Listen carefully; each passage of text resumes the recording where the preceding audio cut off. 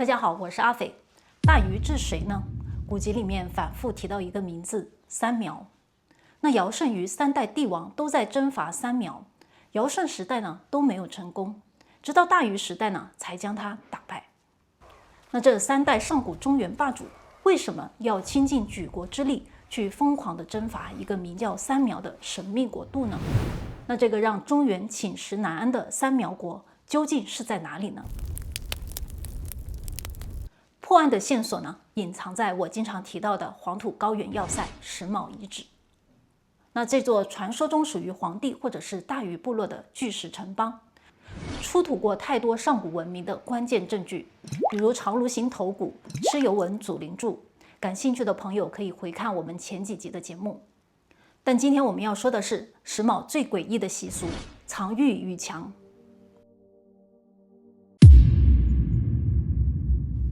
那其实早在清末明初的时候，石峁的玉器呢就已经是震惊了古玩界。那当地的村民呢，耕地建房的时候呢，总能挖到不少玉器。那由于生活困难，农民就将其转卖给了富商，再经过文物贩子倒手，大量流散海外。那时至今日呢，海内外的各大博物馆，还有私人藏家手里面的石峁玉器呢，就高达4000多件，甚至还有更多我们不知道的依然暗藏于地下。那这些玉啊，风格各异，工艺层级天差地别，有的甚至被肢解。比如来自南方良渚的玉琮，石峁人呢大概是不理解玉琮作为神权法器的真正含义，于是呢，他们简单粗暴地把它切开。考古学家呢，在石峁城墙的缝隙和周边的遗址中呢，几乎找不到一件完整的良渚玉琮，它们有的被横向切片。将原本呈长筒形的良渚玉琮呢，像切香肠一样横向切成了几段，用来做手环；有的呢，则被纵向剖开，再经过边缘的打磨，生生改造成实用的玉铲或者是玉崩。那为什么考古学家呢能一眼认出这原本就是良渚的玉琮呢？因为上面还残留着良渚标志性的神人兽面纹。不过这种熟练的切割啊，也仅限于2次加工。考古勘探给出了一个最冰冷的事实：这座几百万平方公尺的巨城内呢，至今没有发现任何一处足以支撑如此庞大产业链的玉器制作坊。那石峁哪来的这么多玉呢？而且很多还是被2次改造的。那就在这成千上万的玉器当中啊，有一块玉得到了极其特殊的呵护，它没有被肢解，而是被完好无损地保存在了石峁的最高权力中心——皇城台的城墙之中。在2025年国家文物局发布的石峁最新考古成果里啊，公布了这块英文玉钺。这是目前石峁发现的仅有的一块，其精美绝伦的程度啊，震撼了所有人。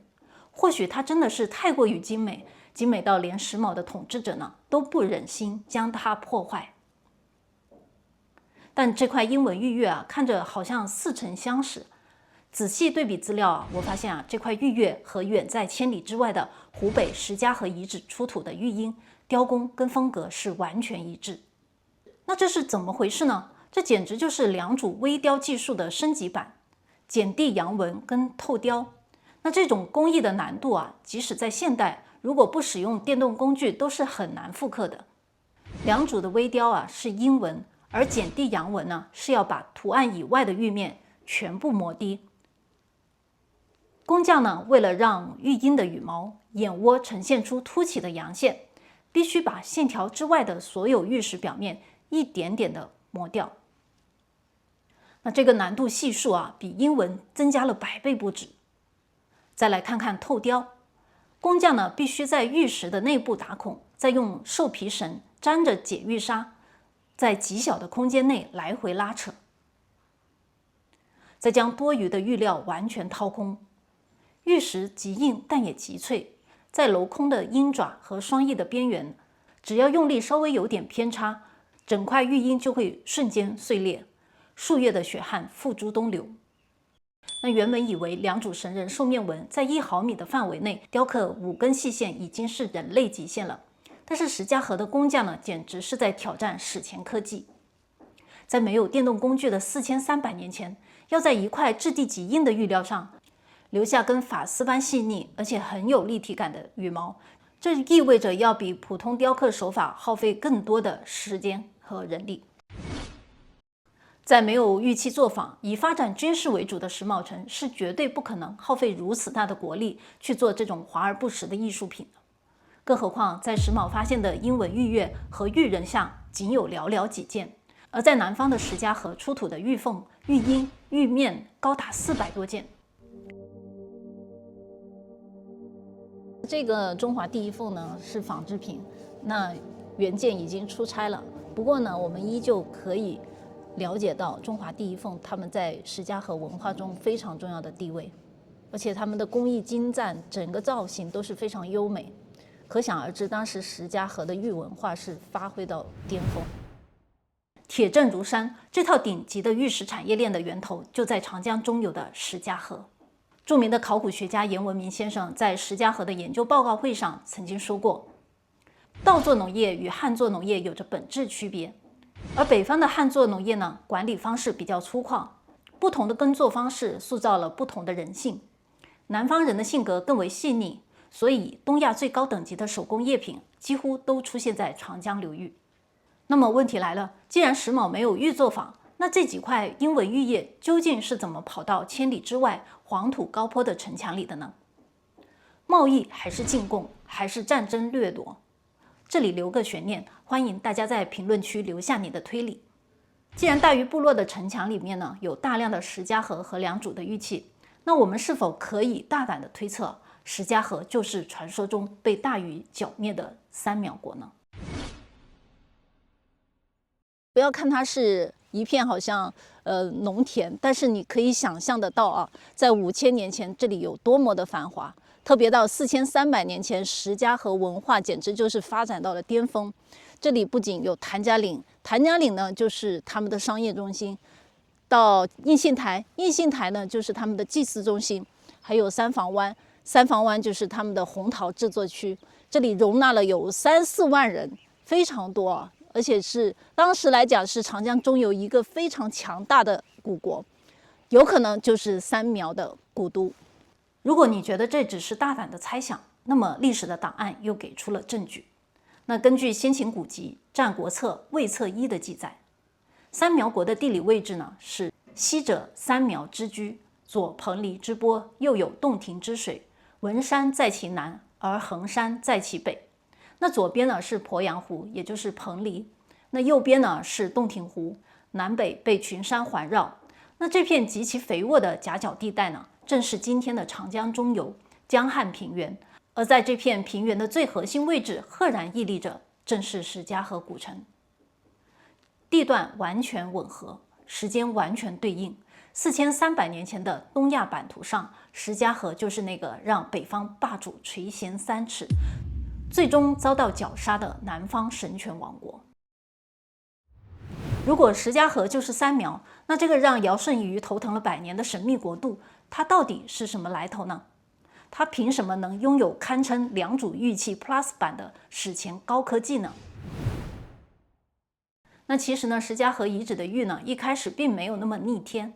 在石家河文化的早期和巅峰，也就是距今4800年到4300年前，他们做的也只是简单的玉珏和玉皇。那一开始就是这种风格的红陶做的各种小动物。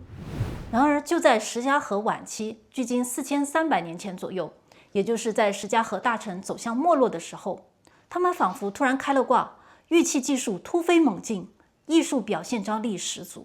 这片地方呢，萧家屋脊，在这里呢就是出土了玉龙。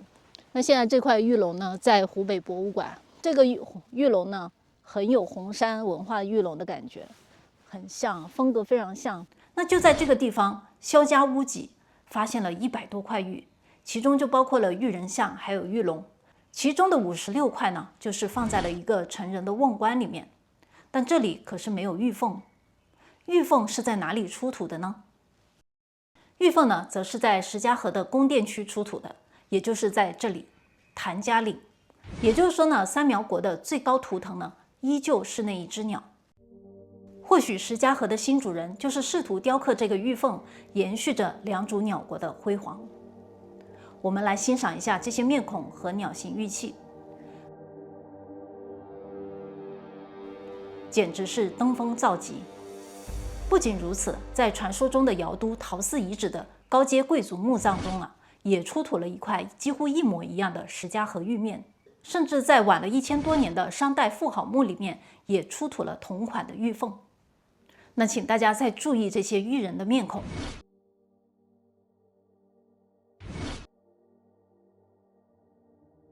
这一张张面孔是否似曾相识？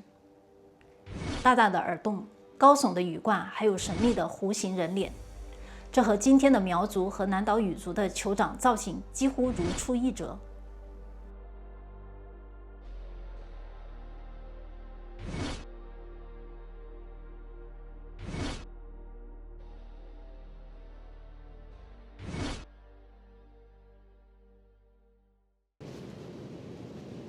非常精致，看他的眼睛，是不是跟三星堆面具的那种造型很像？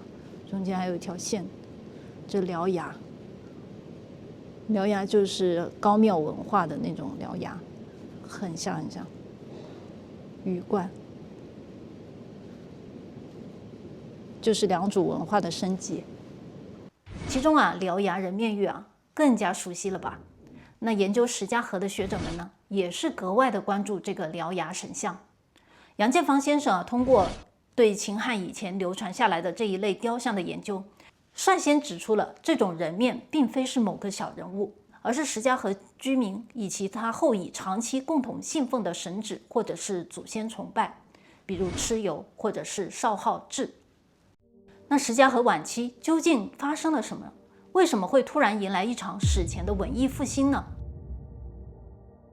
其实除了玉器这里还出现了太多的良渚文化痕迹。在石家河中期的时候，这里就已经是红陶杯的巨型生产工厂。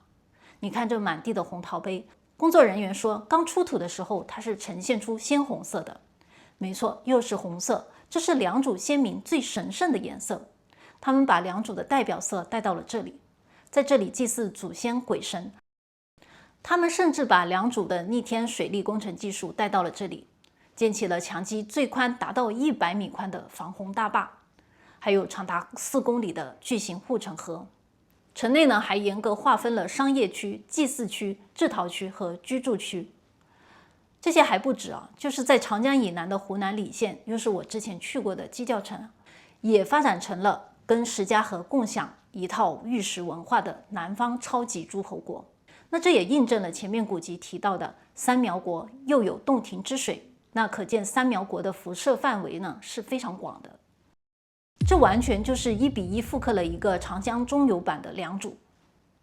那这句话完全不为过。我们看看国际知名科学期刊 PLOS ONE 它是怎么定义它的。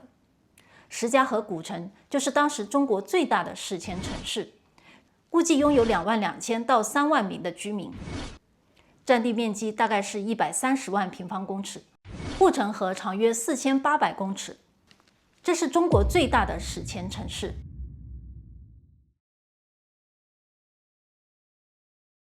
我们大致可以推测良渚被大洪水吞噬以后呢，大量掌握着水利、玉器制作、耕种技术的良渚人才呢，逃亡加入了石家河这座巨城，然后将石家河的国力推向了巅峰。但这里出现了一个毛骨悚然的悖论。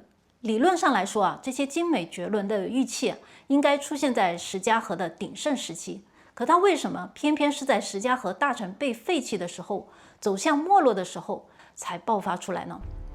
这或许和4300年前另外一群来自北方的难民有关。你看它整个造型呢，就是一个鸟的造型，然后加3个足，这就是典型的大汶口文化的特征。那它出现在了湖北石家河这边呢，说明它跟东夷文化呢是有交流的。在石家河的晚期地层中，突然出现了很多山东龙山文化的特征，包括东夷人特有的鸟形陶器陶龟。没错，随着尧舜的强势向东向南扩张，大批的东海岸线的东夷工匠呢被迫南下，流亡到了石家河。那这也不是凭空的推测。这在中国的古籍里面早就隐藏着一个史前流亡名单。